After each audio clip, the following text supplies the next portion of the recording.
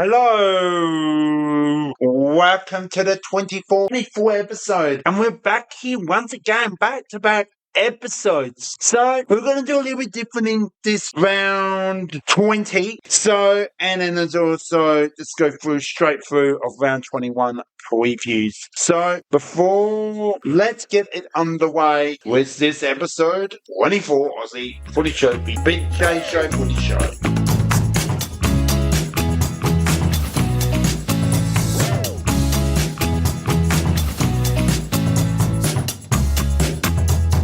So we're back, and we've done this last week. Let's welcome back Aidan Barry. Welcome, Aidan. Thank you very much again, Ben. This is always a pleasure being here with you. No worries. So instead of me going to go through like I always do, I will let you discuss what we're going to do in today's show. Thank you, Ben. So today is the recap of round 20, and it was rivalry weekend or rivalry round, no matter what you want to call it in the AFL. So today we're going to do something a little bit different. Instead of going through each game one by one, we're going to put an order of games up to go through, and we're going to start with Hawthorn versus Carlton on the Thursday night. Then on the Friday, we go to Essendon versus Western Bulldogs. Then we jump down to Saturday night, North Melbourne versus Geelong. Then we have Richmond versus Carlton from Sunday.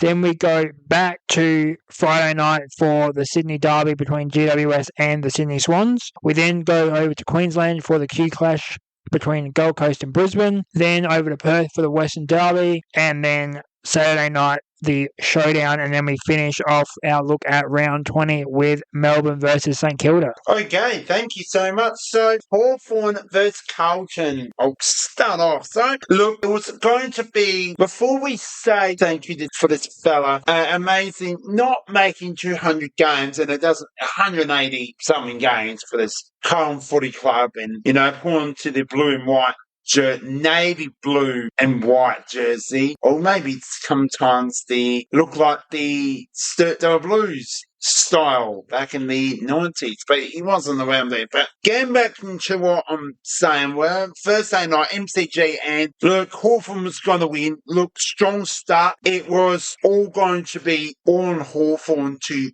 really put on a, Carlton is not, they are in a, they're not over in a rebuilding season. It's a season with just injuries, and they are not in the mix to play finals, but they are in the contest. And I'll share just a little bit quarter by quarter. So a strong start to Hawthorn was a 6-goal one, then another 2 goals each. So it levels down the margin, not by much, but something to see Carlton to get 4 goals in the third quarter. So Carlton and Hawthorn will keep accuracy at the MCG, which I think this was a really good game of football in a way of final quarter. 1 goal, 2. Okay.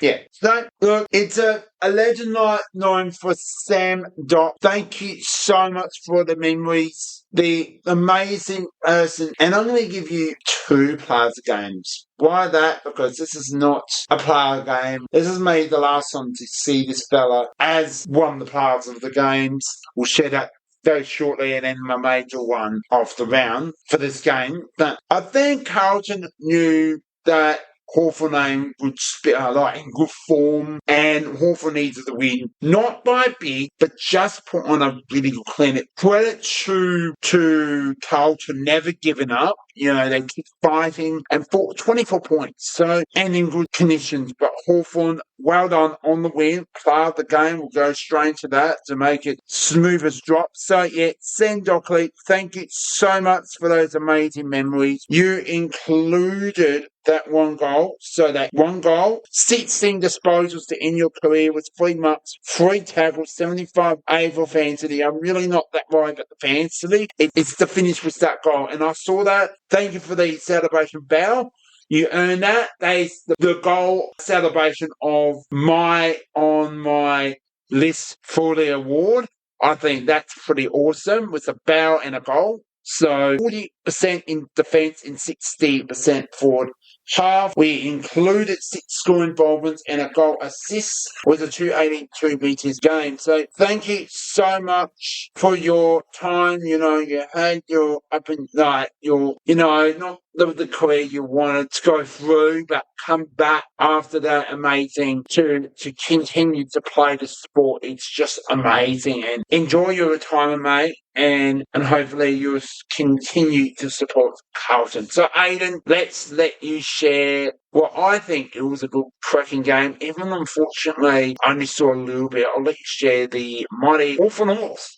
Carlton Blues. Thank you very much, man. Before I even talk about the game, I think we need to talk about Sam Docherty. Ben, you have already, but I want to talk about him as well. I think he's played not an outstanding career in terms of numbers, so statistical numbers or number of games played, only finishing with about 185 games, I believe, is going to be his final total. But over those 185 games, he was a constant for Carlton, whether it was on the ball or off the ball. He was doing his job. He's one of these guys where you know he's going to show up when you need him. Like, he might not even be, as I said, not the best player. He's definitely not on the level of a Gary Abler or a Patrick Cripps. He's the guy who you can depend on in situations when you say, okay, we need to get the ball to Sam Docherty and get him to do something with it. He's going to do something with it. And I think that's the one thing that I take away from watching him over his career is he's just been so dependable and such a great ball user that alone should not be understated. We'll get into the game now. So, final scores in this one: Hawthorn 13-7-85, Carlton 9-7-61. So Hawthorn winning this one by 24 points. They did start very strong. They had a 5-goal lead after quarter time. First quarter dominance there from the Hawks. Second and third quarters held, both teams kicking the same amount of goals, and then the final quarter, Carlton get that 1 goal back at the end of the game there as well. So I think this game was a fair line. I think that Hawthorn winning by 24 points on a night charged with emotion for Carlton was, roundabout where I think this game would have finished up, and both teams had a positive score number, which is what I like to see. You can't really say too much about 9-7, but when you're getting that shot number up to about 20, you can definitely say, a 2-1 score differential for Hawthorn, positive score differential, really sees, what Hawthorn's about when they go forward, taking those good opportunities. Now, Hawthorn are going to have a tough road into the finals. We know that. We're going to also know they're going to have tough opposition in the finals because they probably are going to finish as part of that second four. So this next month for them is going to be about how they go forward. About that for Carlton, it's season over. Definitely a lot to look forward to next year if they play their cards right in the off-season. My player of the game for this game is James Sicily from Hawthorn. 110 AFL fantasy, 25 touches, 17 kicks, 8 handballs, 11 marks, and 3 tackles. Thank you, Ian. So, as we totally forgot that I realised I was going to do 2 player of the game besides Sam Docherty. Thank you for the memories. But yes, I'm going to give this person well-earned deserved. Really a pretty balanced stat. So George Let from Carlton and 116 AFL fantasy, but the 25 touches, 6 months, 8 tackles with 38% defensive, 62% forward half with, pretty busy out there with that 3 scoring bowlers is pretty good effort, 234 metres game. The person like George Haylett really dominated, those inside 50s, 2 rebounds and 5 inside 50s is pretty good effort as well. 1%, 2 percentages. So a really well effort to the Carlton star midfield. Okay, the second game, I'm going to let Aidan just share the Essendon Western Bulldogs game 2 of our special edition round 20 for this game. Take it away, mate. Thank you very much. Okay, so unfortunately we don't have an entertaining game this time around. It wasn't a great game. No one was retiring, although I feel like Essendon as a team should just retire for the rest of the season after this and just not come out for the next 4 games, because they go on into this one 7-8-50, losing to Western Bulldogs 22-11, 143. Bulldogs winning this one by 93 points. This one was clear cut from the beginning. It really was Bulldogs, the much better side. Showed it as well. And for Essendon, they're not going to achieve anything at AFL standard this year. Their list is depleted. Their players are out. Their top players are out. And they're having to manage some of their senior guys as well. It's not a good good year to be at Essendon at the moment, and I think that they're going to need some wholesale changes over the end of the year, and I think that they could be down the bottom for a little bit longer. Western Bulldogs, this is a big win for you, big percentage gainer for you, which you need to get into the top 8. You still probably do have destiny in your hands, although it is slipping away ever so slightly. Well played against a lesser opposition here in Essendon, but we need to see results against top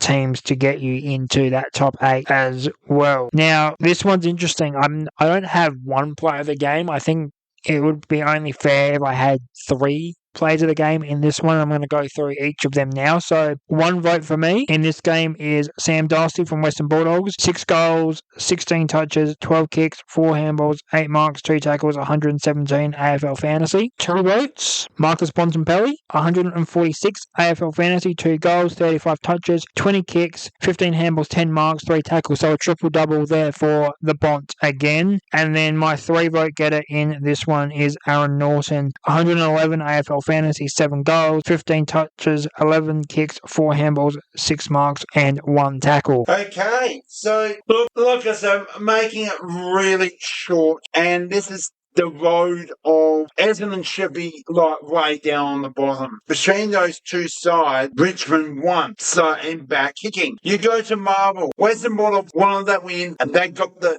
win, not just percentage, but a win. Now, yes, 7, 8, 50, 50 points. It's not enough. You can kick 11, 12 goals in the game, you're fine. But Bulldogs 22, 11, 143 and 93 points. Now, I'm not looking at crowds this round. It's just I'm not that overly interested this round. But I know I like to share you the crowd attendance. I will share with the Adelaide the Showdown 58.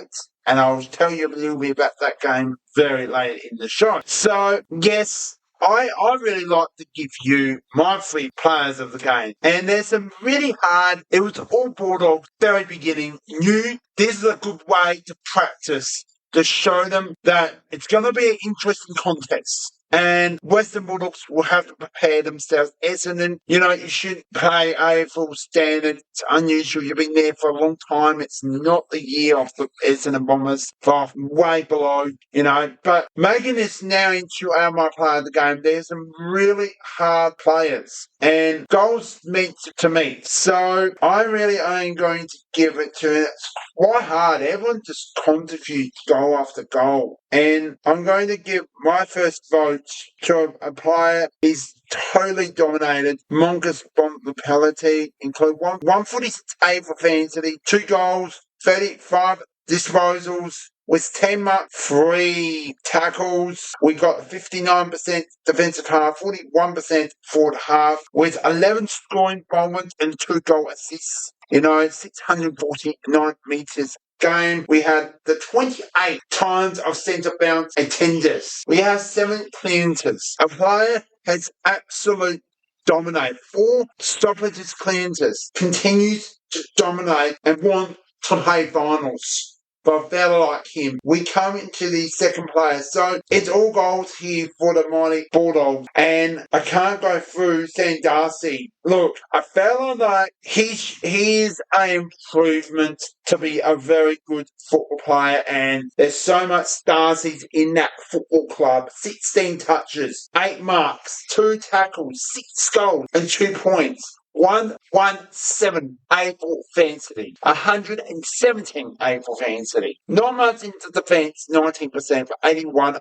It includes 12 scoring involvements with a goal assist. So the number one stat from this game is Western Bulldogs did more score involvements for their key forward and midfielders. And that's what you want as a move. 268 metres game. And yeah, so look, I like to share. I'm going to give someone who dominated in. You can't have a man to dominate, maybe not 30, 50 hitouts, but it's Tim English. Now, yes, Aaron Norman should be the player of the game. I'm going to leave that to Aiden. But this man totally dominated. May not kick goals. 101 AFL Fantasy, 22 disposals, 6 marks, 2 tackles, 37% defensive half, 63 forward half, where it also includes 5 score involvements, 2 goal assists, so in the 251 metres game. He also had 26 hit-outs. We had ruck contest 74, pretty good effort. 5 times of stoppage clearances. We've also had clearances 6 times from 30% of centre bounce attendance. So well done to those players. All right.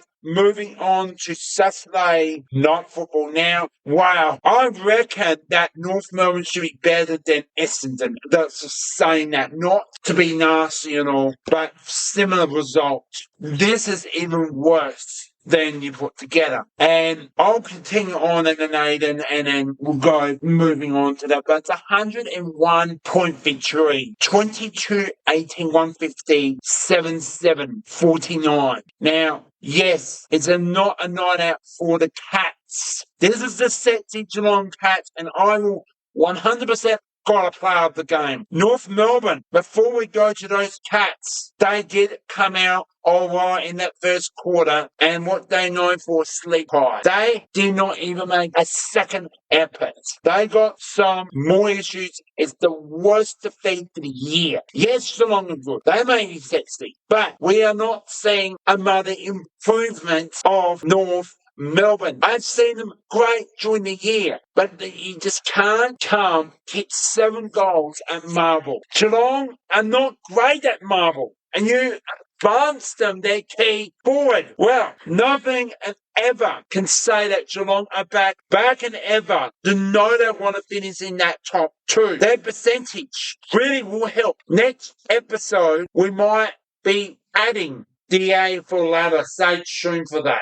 But getting back to that game, the Roos and the Cats on Saturday night football. It's not a prime time to see North Melbourne to play prime time. Low crowd. You can't have Essendon doing the same. Now, I understand this to be a Saturday or Sunday afternoon twilight. Saturday afternoon. I get that, but you've got to have more Geelong and North Melbourne supporters. But all saying said, all the best North Melbourne, you know you can play better than that. Geelong, Mother W, play of the game. Now, this person has most AFL fantasy in a double, totally in the very similar matching of double, almost in that. Jeremy Cameron, this player is fighting for the Conor Messers for those sexy goal commoners, the Geelong Cat forward. The all-time accuracy works. 22 disposals and it marked 9 times out of 11 goals. That is accuracy. That's a Tony Mocha, Tony Lockett days. Can hit those bags of goals we have not seen in such a long time since Buddy Franklin. We had 157 AFL fantasy highest for the round.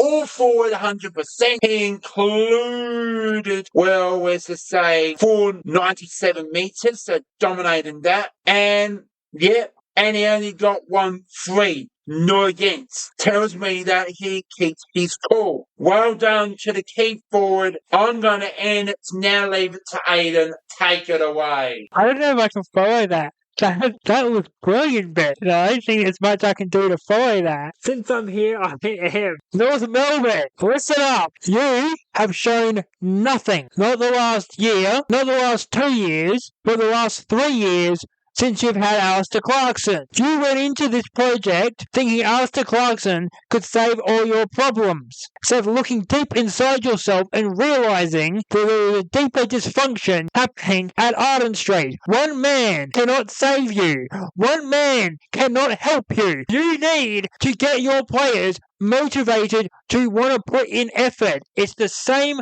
with other teams down the bottom. If we look at Richmond, those young fellas are trying their guts out. They could have laid down to Collingwood on the Sunday and put up this, but they put up a decent effort. West Coast are the same.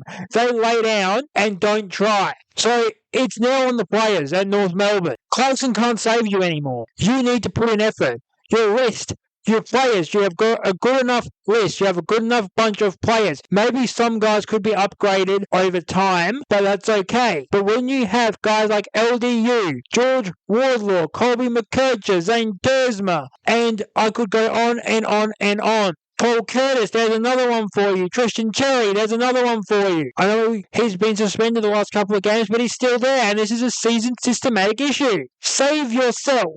Do yourself right, put in effort, and try and win games. Because the AFL cannot put in measures for tanking. The AFL can put in measures for tanking if you actually should be decent, and you're not. And if I was the AFL right now, I would be looking at North Melbourne and say, next year, if you come out and you do this, 2026, we will take away your first and second round draft picks because this is not good enough for the list you have developed. You play Geelong at Marvel Stadium, a ground where Geelong are known to be quite gettable and quite weak. I thought that would be the case here. You go out and you put up less than 50 points. You end 7-7-49. Not good enough.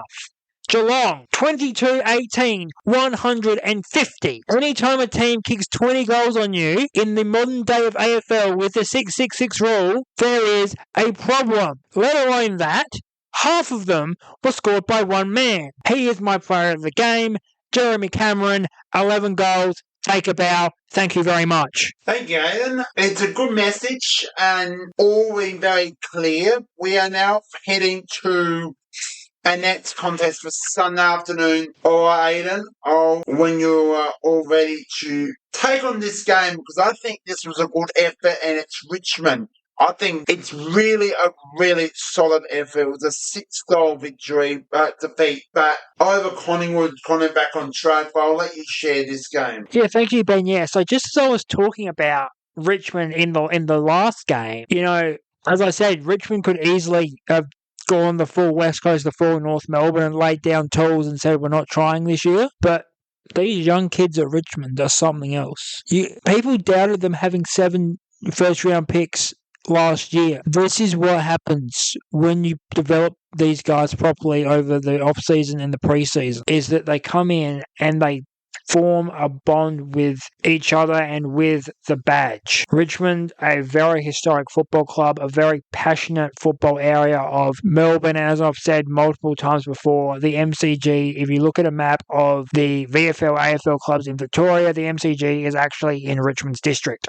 So there was a lot of pressure on Richmond. They played the team who are at the other side of the MCG in Collingwood. Now, Richmond played a absolutely acceptable game, probably above acceptable game here. Very much in the game all the way through that first half, and then we just see Collingwood hit the gas in the back end of the third quarter and towards the end of the game, and that's okay. That's acceptable. I'm happy with that if I'm Richmond. If I'm Collingwood, I'm happy with that too, because we knew Richmond come out firing for this one, and they do. Collingwood here winning this one. Final scores here were Richmond 8-9-57, Collingwood 13-15-93. So a much evener game. I think that this is the standard now that all the bottom teams have to look up to is 2025 Richmond. They beat West Coast by near 50 points a couple of weeks ago. They played a decent effort against most teams this year. They've had a couple of bad weeks, but they've had a lot of good as well, even in the losses. Here's another one for them. My player of the game for this match is obviously one man, only one man. It's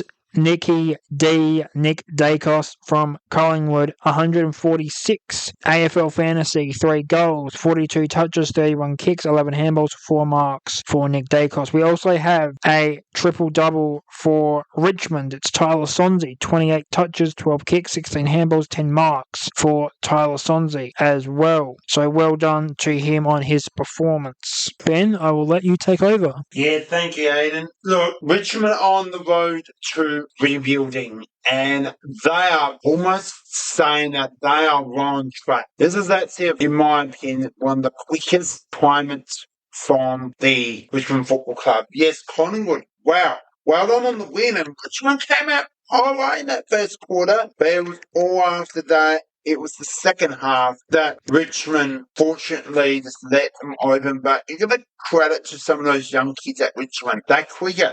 Side bottom, got tackled from very early. I saw that. And then he did that game in the West. So it tells me someone like a full-blast Jetsy fella can totally tackled so well every day of the week, and someone's played a lot.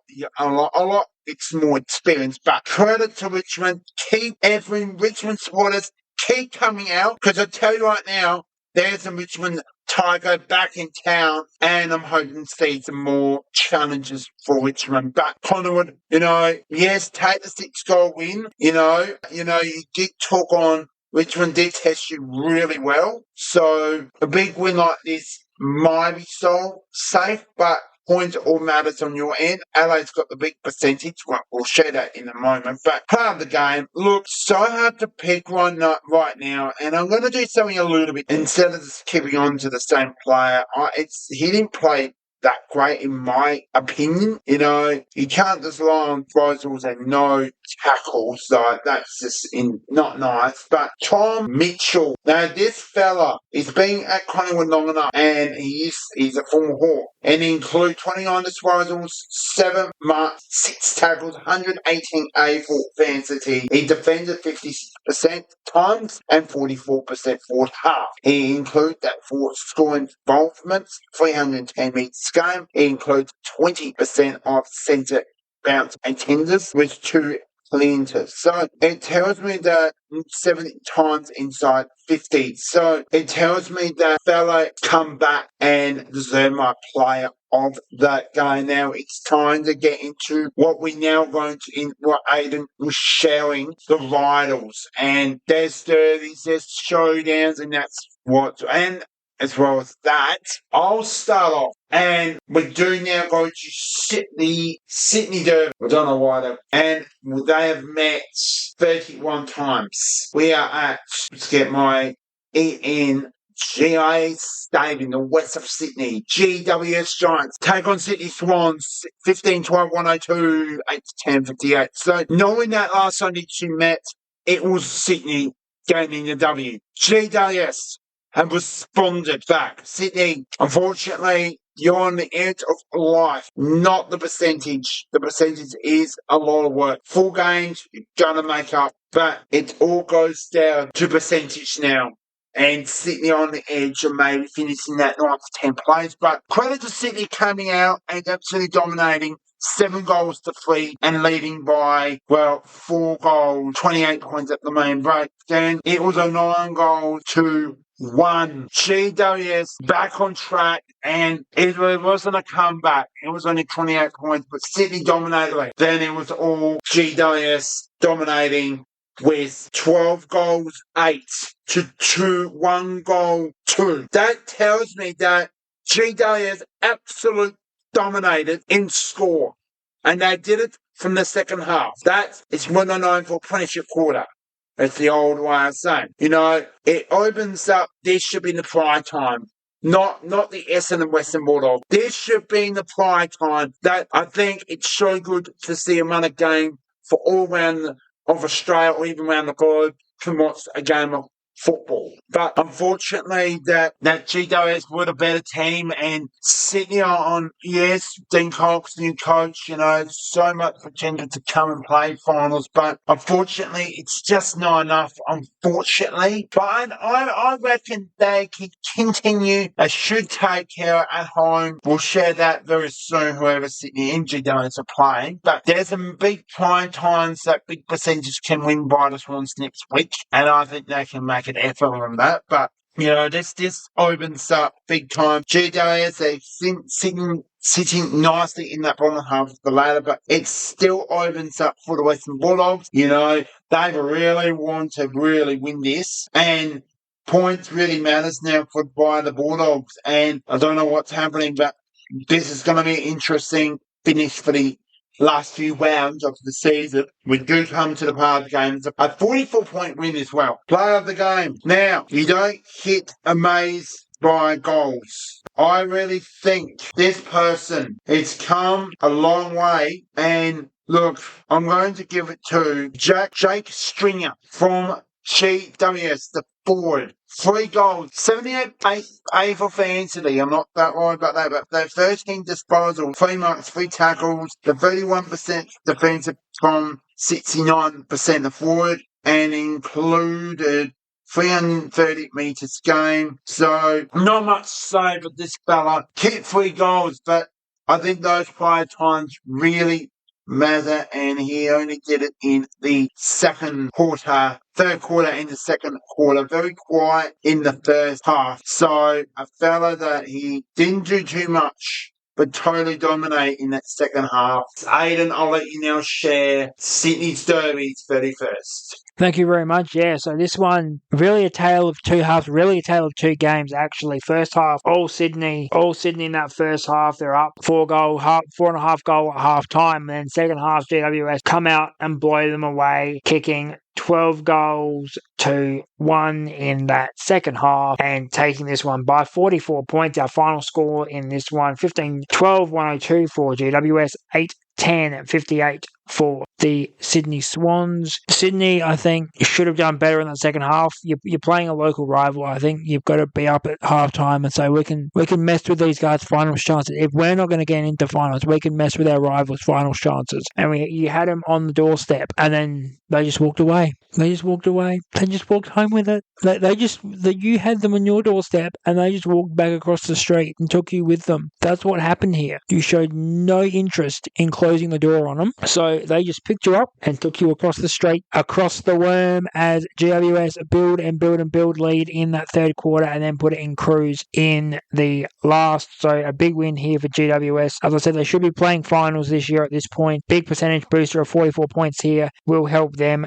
In the end, my player of the game here is Lachie Whitfield with 109 AFL Fantasy, 27 touches, 21 kicks, 6 handballs, 8 marks, and 3 tackles. Okay, so Q-Clash 29 on the Gold Coast at People's First Stadium. This was not just a bumping victory. Gold Coast versus Brisbane. Now, Aiden, I'll let you now take over the first of this game of the Q-Clash 29 and the Western Derby 31. I'll let you now start off with the Gold Coast versus Brisbane. Yep, thank you, Ben. All right, Gold Coast versus Brisbane. Q-Clash time again this year, and this one was at People's First up on the Gold Coast, and it was a rainy, miserable, wet day. Typical Gold Coast weather for typical Gold Coast time of year. But the Suns, while the sun was not out at all, the Gold Coast Suns were out to play, that is for sure. Running over Brisbane, kicking bags of 5, 5, 5, and 5 in each of the quarters as they stifle Brisbane throughout the contest. The final scores in this Q-Clash edition is Gold Coast 2010 130, Brisbane 9-10 64. Gold Coast winning this one by 66 points. Now, both of these teams will be playing finals. I can almost guarantee that. But this is a big percentage swinger for Gold Coast, positively and negatively for Brisbane. Brisbane now fall just ahead of that pack of teams on 52 points because of their draw with North Melbourne. They stay on 54. Gold Coast, that pack of 52 points now includes them. They are chasing a top 4 now. Gold Coast, it's definitely within their reach. That percentage is going to help them as well. They also have that make-up game against Essendon come the end of the year. They'll play as well. But this was the statement win that Gold Coast needed. This was the big one against the local rival that says we aren't who we used to be. We are who we are now. We have crossed the line and we have become a genuine threat to your dominance of Queensland football here, Brisbane. So, great win for the Gold Coast. Brisbane just never got into the game. They looked like they had chances. Every time they had a half chance, Gold Coast would take it and reset the game in their favour. So Brisbane just unfortunately never able to get a foothold in this one. My player of the game here will be Matt Rao from the Gold Coast, who had 37 touches, 17 kicks, 20 handballs, 4 marks, 12 tackles, so a triple-double for Matt Rao. I'm going through the list to see if there are any more triple-doubles we need to add, and one is for Davies of Gold Coast as well, who had 30 touches, 10 kicks, 20 handballs, and 10 tackles for him as well. Just confirm that there are no more, and no, it is Matt Rao and Davies with some BJ Show triple doubles in this one. Yes, thank you, Aiden. And 5 times from 4 quarters is 20 goals. Brisbane 2-2-1-4. Very messy. Not Brisbane's football. You go to Gold Coast, you got to be on your vital. And 66 points. This, you need to win Brisbane. You are the known for reigning premiers. I did not see a reigning premiers perform. This is not the Brisbane I know. Gold Coast bounced back from that heavy defeat, and they could not get into the game. Yes, Gold Coast won on the Gold Coast by 6. They brought and they were up by 40 points. But moving forward, they take on Adelaide. They got defeated. Heavy. Now, they did it to their rival. The best way to do it. I said, they'll bounce back. Now, credit to not be great, but effort to Brisbane. You can't show up and know, okay, the Gold Coast in good form will take on them. Didn't see it. Could not see one out. But look, the best on ground for this game was Matt Rowell. And look, I can't go past this fella. He absolutely woke up, learned from his mistakes, went to training, and he is my player of the game. 37 disposals with those 4 marks, 12 tackles. That's pressure with a 145 AFL fantasy, 57% more in defensive percentage half with 43% forward half. He included no goals, but that's okay. 10 scoring involvement was a goal assist. So he dominated with a 730 metres game. We had a 23 centre bounce attenders. He had 7 centre clearances 7 times, 15 clearances. So those 12 tackles and 15 clearances is just in a Q-Clash you want from your best midfielder. And for the triple-double, they aim to let you share those other players. Well on 2 Gold Coast, Brisbane. Just bounce back next week. Just really bring, and like Gold Coast did to Adelaide, you know what you need to do. All right, Western Derby time 61, and we are in Perth. It is the Dockers and the Eagles. This is going to be interesting. Kent on your hats. Go and get a bicky. Come back, get your cup of tea, your water. Aiden, take it away. Here we go, Western Derby 61. The Fremantle Football Club and the West Coast Eagles at it again. This is a fiery derby. Now, people will always say, and I'll agree with this. I'll agree with the showdown that we're going to get to in a minute may be the bigger game out of the rivalries. Western Derby, probably the most physical of the rivalries, especially with, the history going back to Demolition Derby, which is the day I always say that Fremantle found their identity as a football club. So this game is part of their history as not just versing the other West Australian side, but it's where they found out who they really are. This year, this time, late July 2025, Fremantle 18-18, 126. West Coast 12-5, 77. Fremantle, your winners here by 49 points. Fremantle, the much better side on paper, much better side on the day as well. The Dockers do get the win here in this one, beating a West Coast team who are just holding out for the end of the season, but they did put on a very good performance, to say the least. They just let Fremantle run over them towards the end of the contest. But well done on their performance, West Coast. You've shown some stuff this year. You've definitely shown me something this week, even if it was only a little bit. I'll take that with you right now. Fremantle cruising on to play finals at this stage, unless anything goes wrong in the last month for them. But they will be playing finals, and this is a good setup for them to just get everything right, get everything set up to go for September. They've done that. They've checked off the Derby box. They've got a month of footy to go. Some easy games, some tough games. They just need to get over all of them, and they will be playing finals. My player of the game, and this is going to be an interesting one, because no Fremantle player, despite the fact that they absolutely dominated the game for 3 quarters, scored over 100 AFL fantasy. There was one player who scored over 100 AFL fantasy. He scored 119 AFL fantasy. He's not my player of the game, but I am going to shout him out anyway. Liam Baker from West Coast, 119 AFL fantasy, 2 goals, 24 touches, 11 kicks, 13 handballs, and 10 tackles for a triple-double for Liam Baker. My player of the game, Murphy Reid, only 88 AFL fantasy, 1 goal, 23 touches, 11 kicks, 12 handballs, 4 marks, and 3 tackles, as well as multiple score involvements and goal assists as well. Okay. So, yeah, we're starting off with West Coast, really good effort, and I think it was a goal fest. It was goal after goal after goal after goal, and pretty much, yes, Fremantle won the quarter, but where was what? Back against bad scoring in football, as they say. But 8 goals, 2 is interesting, 50 points to 5 goals, 131. Pretty even. West Coast fought hard off their butt. They didn't want to get destroyed hard. And they knew 12 goals is a damn good effort. That's 17 scoring shots. Now, it's not enough, but it was the third quarter. 3 goals 6 to 2 goals 4. So there's some work to do for Fremantle, and I know they'll get better. It could have gone a lot ugly. Yes, it was a pretty, I didn't really saw the game, so I can't comment too much for this game. I only saw a little bit, but I think Fremantle wanted to win this game, and they've proven that they can do it. They are in the alright percentage. They're one of the lowest percentages, if I got my correct. The second to lowest percentage in the top 8. Shows me that they are working their butt off to show them. And knowing that, not too much to say, but too early to say, yes, I think they will play finals. Credit to West Coast, player of the game now. Yes, no one was over 180 for fantasy, but I'm going to give it to someone who did dominate it pretty well. Now, maybe he didn't get a lot of marks and a lot of tackles, but he hit out so many. Sean Darcy from Fremantle. Now, 203 centimetre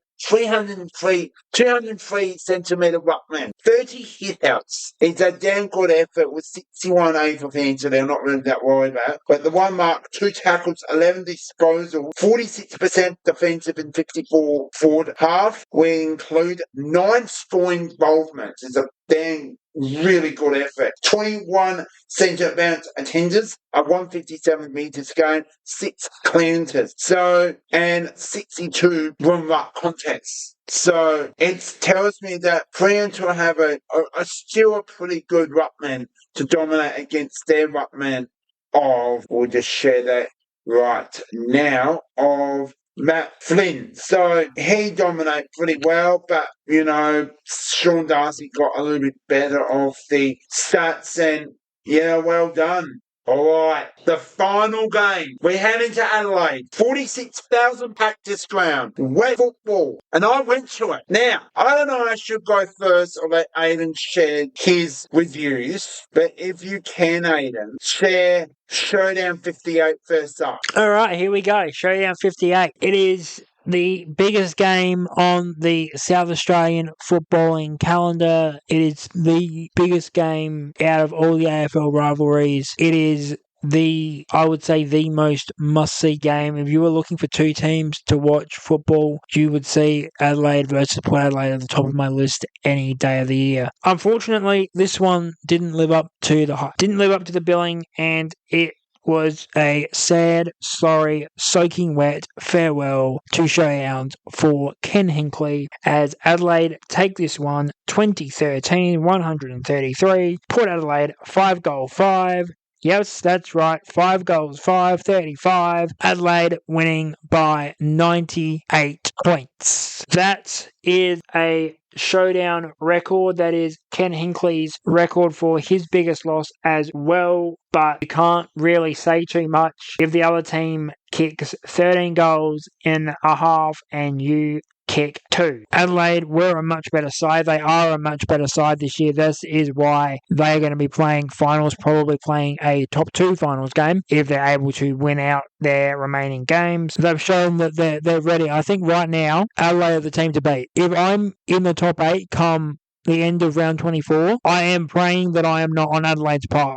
Because if I am on Adelaide's path, it ain't just going to be hard. It's pretty much going to be impossible. The Crows are legit. 7 years is what it's taken for this rebuild to happen. It has taken probably even longer than that. I feel like the 2017 grand final was a blip, and 2018 was the real Crows. I don't really care about that camp that happened, but I think that when you come up for 1 year and then you show you're not there again, it just shows that maybe you weren't there anyway. But back to today. Best performance I've seen out of them for the last 7 years, probably the last 10 years actually. The most complete game from them, the most dominant game from them, and more importantly against Port Adelaide. We're going to get to the power now. It's season over for them. It's been for a while. This was hoping to be a one last hurrah for Ken Hinkley, but Port Adelaide just never showed up and never performed on the day, and unfortunately you had to go home in the pouring rain of Saturday night, where it was absolutely teeming down across the state in a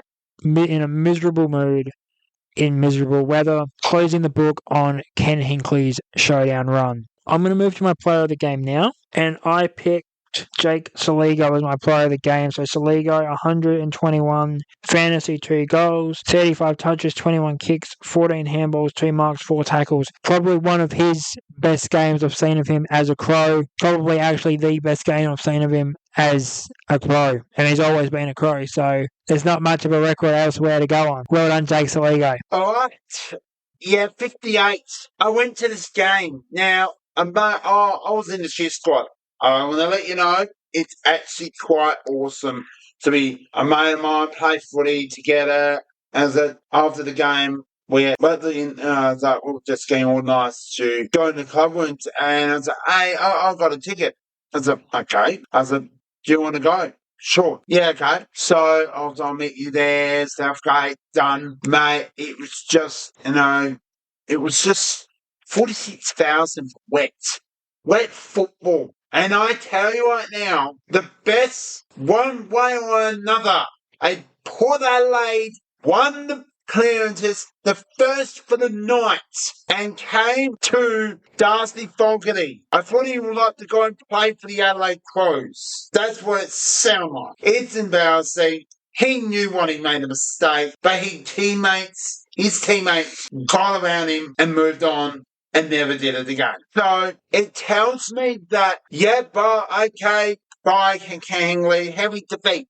It is the biggest defeat for the round in the ride, but it is the heavy defeat for Port Adelaide. They did not even want to try for farewell Ken Hinkley. It happens, and my goodness, we put on that clipping. Now, before I get to my player of the game, just the King on the show, from the Showdown, though, I think we started really with kicking points. It happens, it's wet.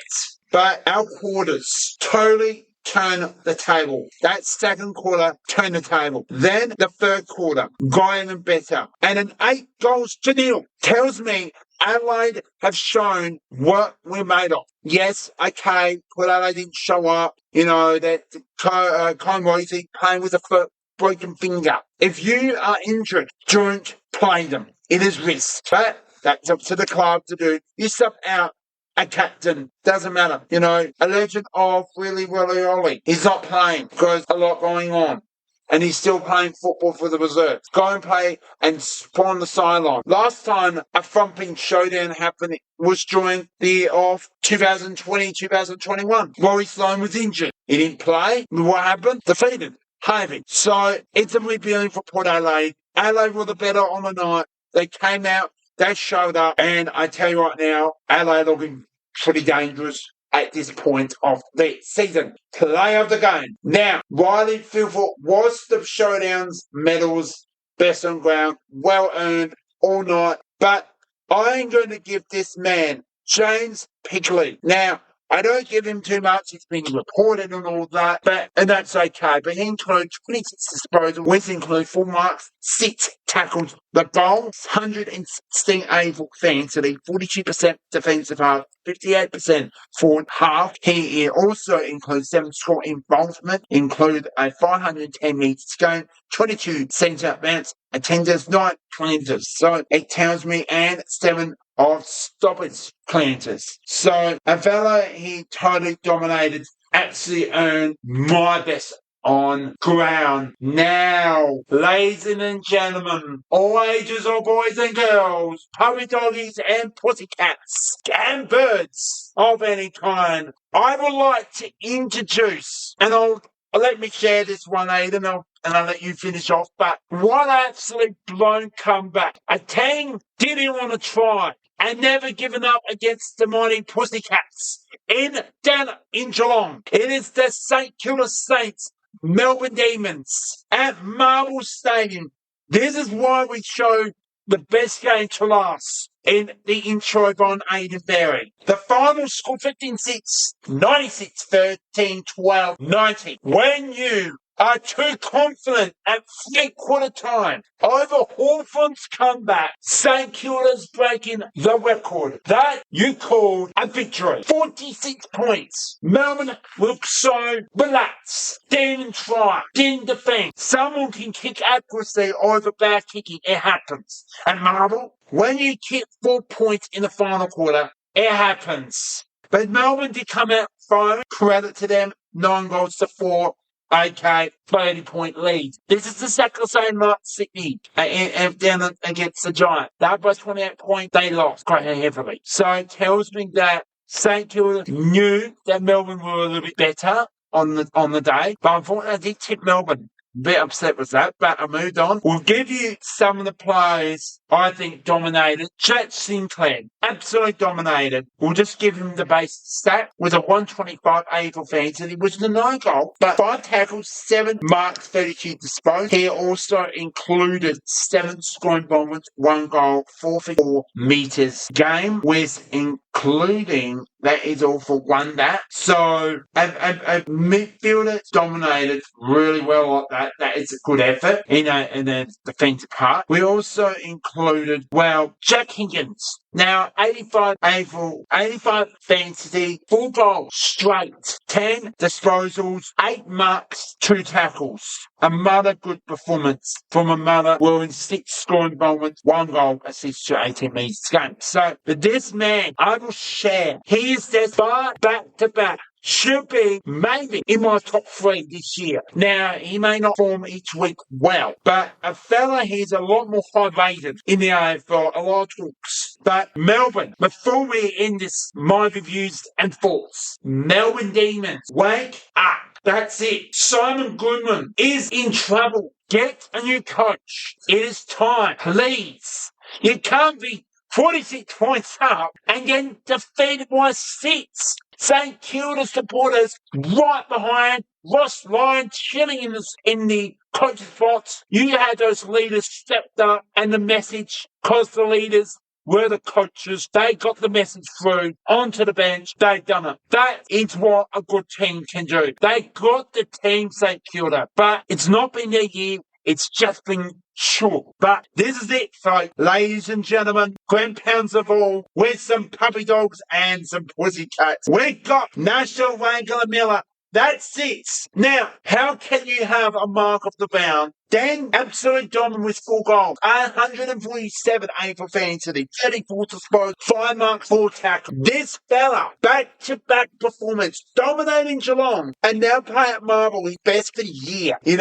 61% defensive, 39% forward. We had included 9 scoring involvement, 1 goal assist. Includes 709 metres game, 8 centre bounce attempts 18 times, 6 clearances, 3 times stoppers clearances. Well done. 6 times inside 50s, 4 rebounds 50. So someone that it's gone through so much. And I think he can go, my advice, to a slightly better club. But I think he should be if he decided, and it's his choice, wherever respectful, if he goes and stays at St Kilda, put him in the leadership. Because that's what leadership does. Never gives up and tells him, we are going to do this for the club. And this is not winning a final for the Saints. Congratulations for St Kilda. Bounce back Melbourne. Do your efforts and learn what you need to learn from this game. It's my now time to hand it over to Aidan to share what a epic game this one for the Derby Saints and the D's. Thank you very much. And I've said on this show plenty of times before, Melbourne are getting further and further and further away from a premiership, and this is just another piece of evidence to add to my case file. Well done, St Kilda. Well done, Melbourne, on utterly embarrassing yourself. How can you lose when you're up by 8 goals to a team who are next to you on the ladder? They're in the same block as you on the ladder. They're not above you, they're not below you, they're in the same block. You have made yourself the ridicule of the AFL for the week, Melbourne. Congratulations on your efforts. I'm going to go through the final quarter goal by goal, and let's get it started as we go straight into it. 1 minute 15, goal St Kilda, Jack Higgins. 2 minute 51, rush behind to St Kilda. 3 minutes 43, behind by Jack Viney for Melbourne. 5 minutes 03, Bradley Hill, goal for St Kilda. 6 minutes 16, Cooper Shyman, goal for St Kilda.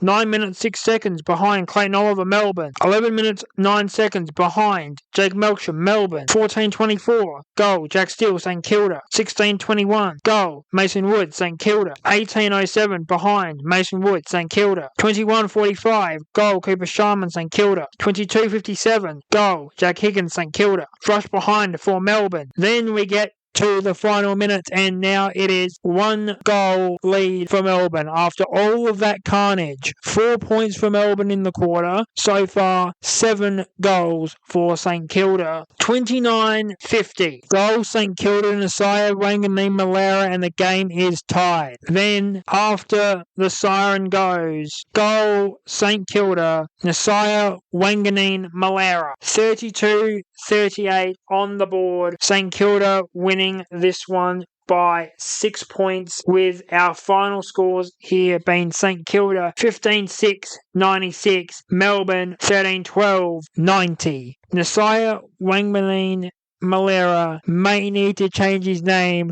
to something a little more biblical. He is no longer Nasiah Wanganeen-Milera. At St Kilda, he is Messiah Wanganeen-Milera, because that young man is performing miracles every weekend. And if I am St Kilda, I am doing everything in my power to keep him around for the club, because this is what these great players do. They only come along every now and then. This year, the rise of Nas has been brilliant. The year of Cozzy Pickett also been brilliant for Melbourne. Nas, the one who stands up here for the Saints, getting them over the line in what can only be described as a miracle effort. Player of the game, obviously, Nas Wanganeen-Milera, 4 goals, 34 touches, 25 kicks, 9 handballs, 5 marks, 4 tackles. And then for Melbourne, best player for Melbourne, Jack Viney, 134, AFL Fantasy, 1 goal, 23 touches, 12 kicks, 11 handballs, 1 mark, 16 tackles for Jack Viney, so that gives him a triple-double as well, but that effort not enough as St Kilda,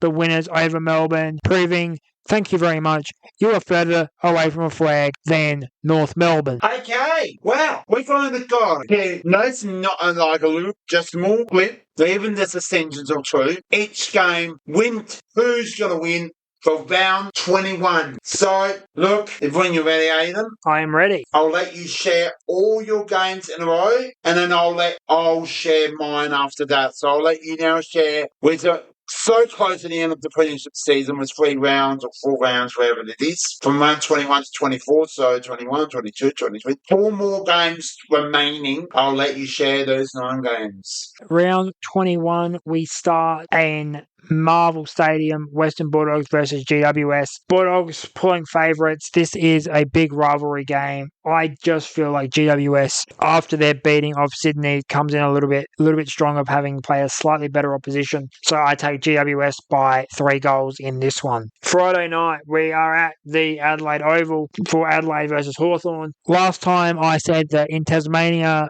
Hawthorn won by Tasmania. They don't have that this time. It's in Adelaide, and the Crows take this one quite comfortably. I'm going to say Crows by 5 goals. To kick off Saturday, we have Melbourne versus West Coast. I think Melbourne bounced back after that strong effort. They beat West Coast quite well. I give them 3 goals there. Gold Coast versus Richmond at Gold Coast. Gold Coast, a much better side. I think Richmond, again, will put up a good effort. Gold Coast winning by 5 goals. Sydney versus Essendon. Sydney will absolutely run over Essendon here. Essendon, I don't see much about them anymore. Sydney winning this one by 7 goals. Then we come to what could be the game of the round on the Saturday night between Collingwood and Brisbane at the MCG. This one's going to be very close. Collingwood are going to take this one for me by 8 points. Jumping to Sunday, St Kilda on the back of their chase down of Melbourne will play North Melbourne. They will win this one. It will be a lot more safe, a lot more control. They will win this one by 3 goals. Geelong versus Port Adelaide. This could get ugly. I'm going to say Geelong win this one. They win this one by 10 goals. And then capping off the round is Fremantle and Carlton at Optus Stadium. Fremantle are the team to take in this one. Fremantle will beat Carlton by 5 goals. Thank you very much, Aidan. So, some really good options there. So, let me just go through. So, yeah, the Mighty Dogs and the Giants, Thursday nights, really, I really think it's going to be tight going to be really biased. I'm saying GWS to win this game, and I think 20 points for that game would be quite comfortable. Adelaide and the Hawks. Adelaide Crows versus Hawthorn. It's not in Tasmania. It is in the Crows at the Adelaide Oval. Adelaide to win this game, 5 goals. Melbourne and West Coast. Melbourne will bounce back. They're back and they're playing at Marvel once again. I think they did all right, but yeah, Melbourne, they'll win by 6 goals. All right, next game, we have Twilight Saturday Footy at People's First Stadium. Could be wet football here, I believe. I'm not too sure, but Gold Coast versus Richmond. Richmond will get in play the good three quarters of football, but I think it was Gold Coast to take the W and they'll win by to be 25 points. Okay, the Swans and the Bombers. Not much to say, but this one had a double Twilight football here. So the Swans and the Bombers. The Swans, they'll win by 8 goals. Yep, I think even the Crows and the Hawks could be a game of the round. Desi, I'm going to call this also my game of the round with the Pies and the Lions grand final rematch under the lights. This is the game that's going to be watched. And I've got to say, Pies by 10 points. Now, we've got 3 more games remaining. St Kilda versus North Melbourne back at Marvel Stadium. I'm going to tip St Kilda to take the win, and they'll win quite comfortable, I think, by 21 points. Geelong and the Power. Sexy Geelong Cats versus Port Adelaide Power. Well, there we are down at GMHBA Stadium in Geelong, and Geelong to take this win by 12 goals. Being a bit nice. The Dockers and the Blues, Fremantle and Carlton. Carlton will fight, but the Dockers will win by 19 points. That's a bit cheeky there. So, or could be 15, but anyway. That's it. That's my thoughts. Aiden's locked it in. What an absolute year has gone, and it's gone too quick for mine. 21 rounds. It's going to be an epic round. I don't think there's going to be some tight games. I think it's going to be some really good entertainment. And Thursday and Friday are absolutely, and Saturday are maybe the best round we've seen in a long, long time. Now, we're going to wrap it up here today's, but stay tuned, because 4 rounds of football of the AFL. AFLW is coming soon. Stay tuned for that. So, what an epic that. My name is BJ, your host. Thank you, Aiden, so much. No worries.